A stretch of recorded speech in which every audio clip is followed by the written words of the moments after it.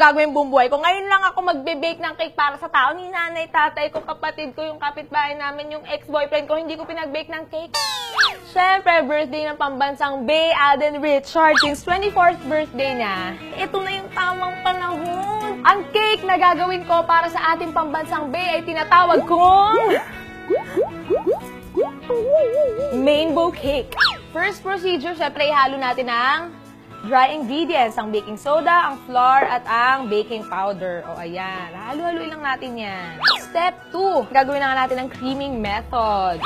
Step 3, ihalo naman ang egg sa mixture ng butter at sugar. Step 4, ihalo na natin ang dry ingredients dito sa butter, egg, and sugar mixture. Ayan. Finally, step 5, ihalo na natin ang buttermilk sa mixture.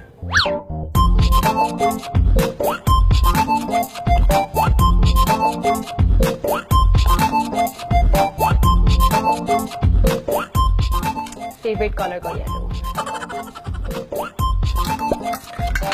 Pina-transfer ko na nga ang butter sa cake kasi isa-isa. Isa-isa dapat to, hindi dapat siya sabay-sabay kasi hindi na main bow yun. At antayin ang tamang panahon para maluto ang mga ito. At for our last step, pagpatong-patungin natin ang cake sponge kasi ready na siya for decorating.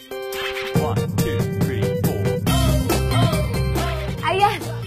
Tapos na, kitang-kita nyo naman walang kahasel-hasel yung ginawa ko. Ayan, fresh na.